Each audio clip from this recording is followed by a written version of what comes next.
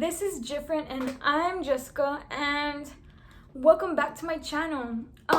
If you haven't already, please subscribe. I'm trying to get to 20 subscribers before the month ends. In this video, I'm going to be giving y'all or showing y'all 5 tips on how to get your grades up, how to improve your grades, how to get better grades in general in school. So in school, specifically middle school, high school, and college, you're gonna have some type of strategy, and you're gonna have to dedicate some time to it. You can't just expect to go to class for an hour, and you can't, unless you have like a photographic memory or something, you can't expect to memorize it like that. Like, that's just not how it works. Also, you don't have to be like a genius or a bookworm or a nerd to get A's in class or to pass. Like, you just gotta have your strategy down. Like, from the beginning of the semester, the beginning of the year, you're gonna have to set a goal, stick to it, and make sure that you're willing to sacrifice whatever it is you have to sacrifice. You have to make sure that you're going to commit your time to it, to study. Yeah, so without further ado, let's get on to tip number 1.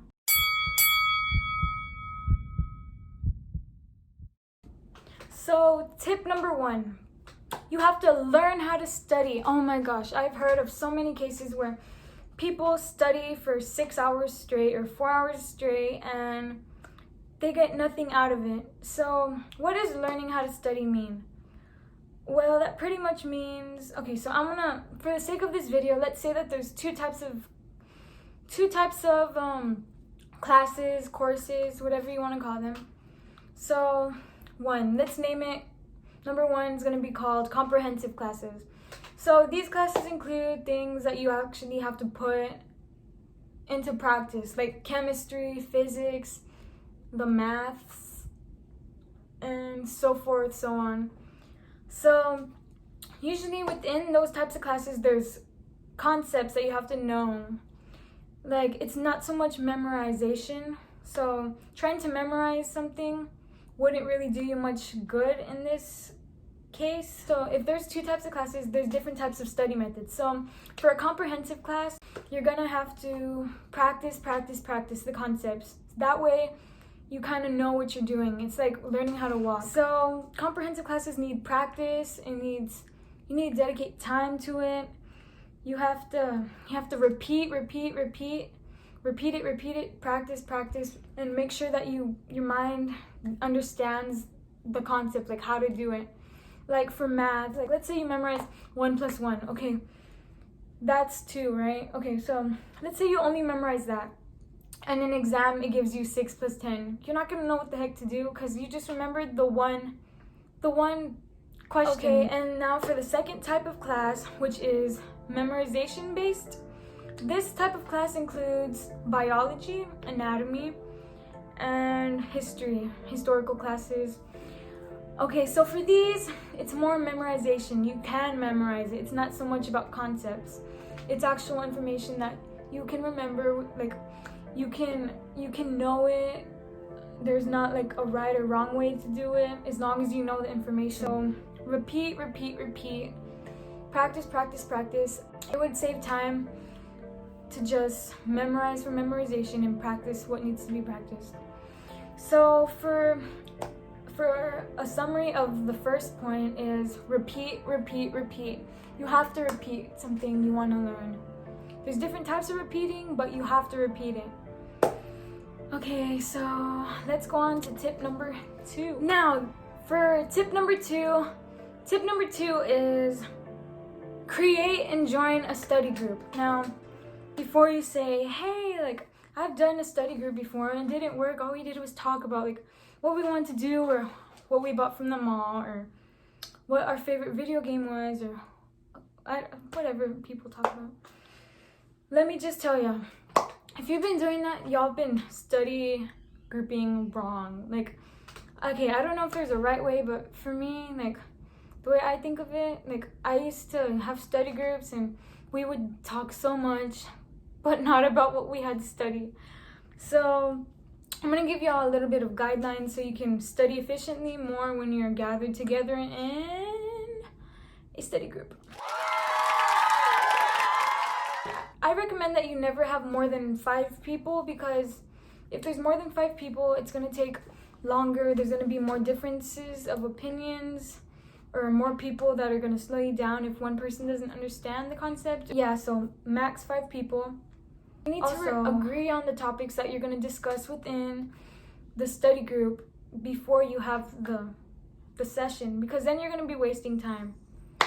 So far, maximum 5 people agree on the topics before you have the meeting, and then schedule wisely. You gotta schedule your meetings, and you have to stick to the times that you set. Like, if you know someone's gonna be late, don't invite them.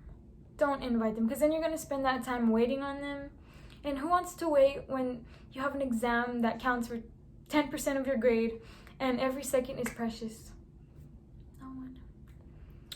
Okay, and also, this is kind of in the same realm, but you need to have a plan. Like, if you know someone's very organized, have them make a little schedule of what to talk about at the specific time, or what to talk about, like the topic.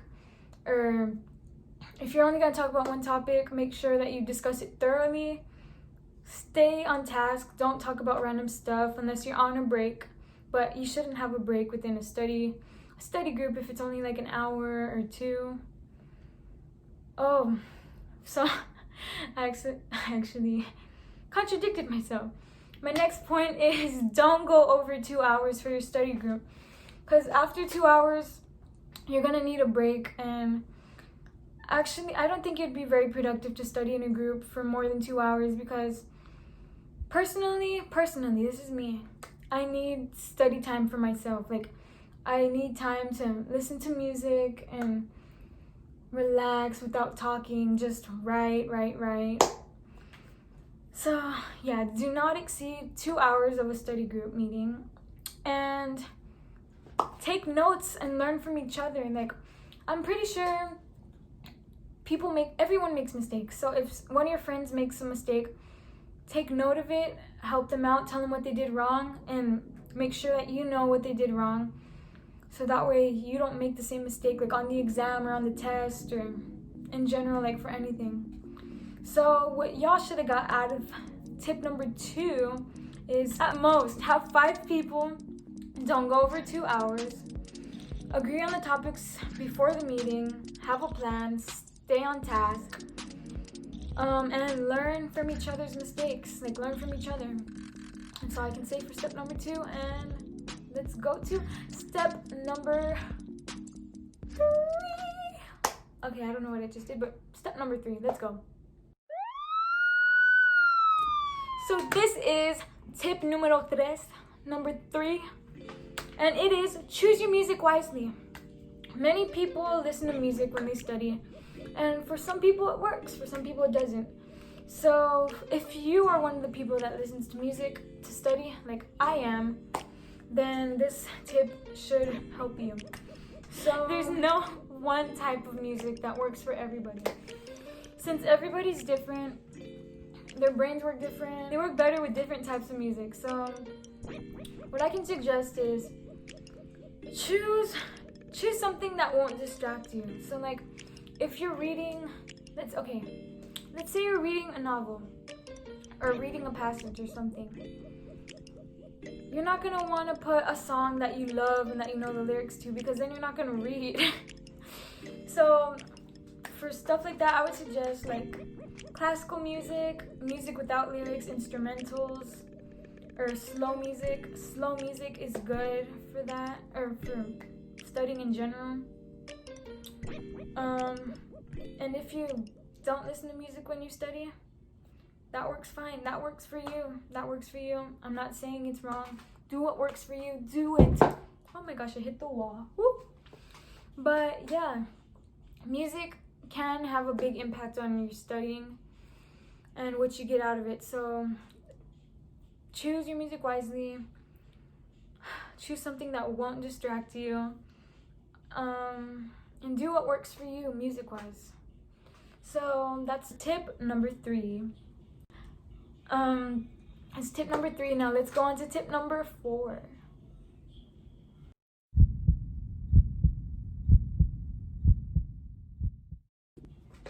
So tip number 4 is include breaks within your study sessions. I would suggest this for study sessions that are longer than 30 minutes, because there's no need for a study break if you do like 10 minutes of studying.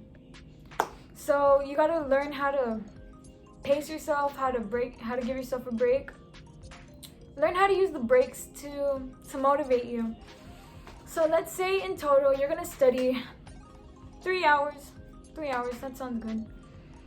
Okay, and if you know you're gonna get tired easily, then you should give yourself a break every 30 minutes. Or if timing doesn't work for you, base your break on your progressiveness. Is that a word?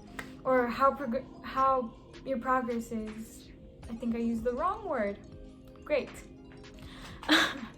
if sometimes, this is not me all the time, but sometimes I get really distracted and I just want to like doze off or do something else like other than study. So for times like that, I would give myself a break on the work I did. So if I do one project, let's say okay, that's not realistic. Okay, if I do the homework for one class, let's say, and it took me 35 minutes. Okay, well, now that I finished that, I can give myself a break because that was my goal, to finish the homework. Take like a 10-minute break, drink some water, listen to music, eat a snack, then move on to my next subject or topic or whatever I'm studying and set a goal. And after you reach that next goal, give yourself a break, pat yourself on the back. And yeah, but these are suggestions. If that wouldn't work for you, just know you have to give yourself a break. Don't force yourself to go 6 hours straight up studying without water or snacks or anything. So pace yourself. It's like running. You gotta pace yourself. You're tired, get a drink of water, jump back in, you're good. My thumbs are okay, so that's tip number 4. Include breaks between your study sessions. And let's move on to tip number 6. Okay, so I realized I said tip number 6 and I meant to say tip number 5. So this is tip number 5. Be organized. I would say this is very, very, very, very important, because if you're not organized, you're not going to do well. You're not going to do well. You're not going to know what's going on.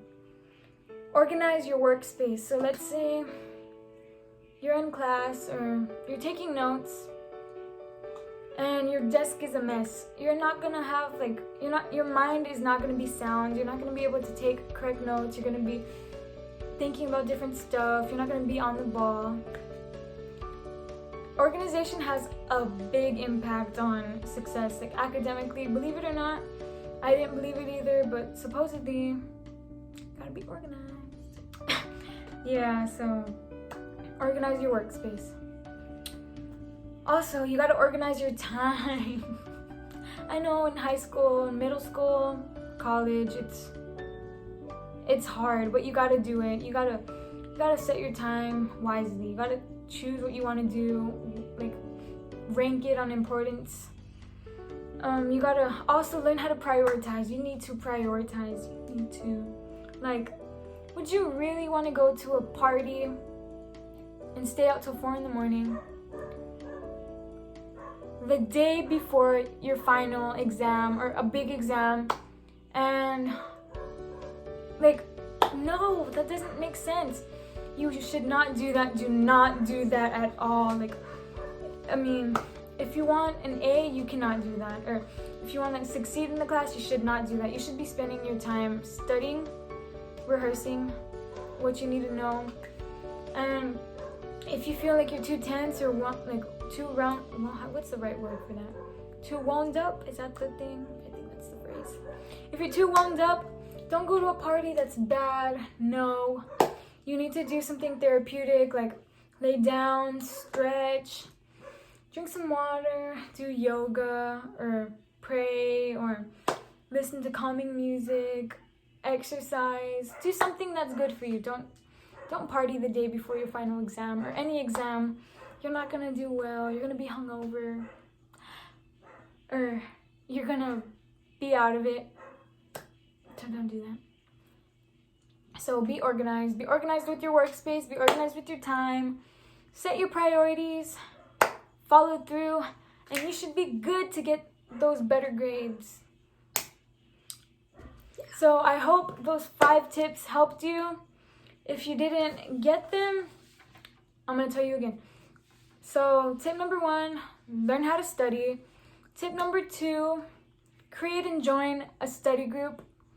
Tip number 3, you gotta choose your music wisely. Tip number 4, you got to give yourself breaks between study sessions. And tip number 5, be organized. I hope this video helped y'all. If it didn't, let me know. If it did, let me know in the comments. Please subscribe. I'm trying to get 20 subscribers by the end of the month. I know that's not much, but it would be a big milestone for me. It would mean a lot to me. And yeah, I hope to see you back on my next video. Thank you so much for watching. I'm Jessica, and this is Jifferent, and we'll see you back later. Bye.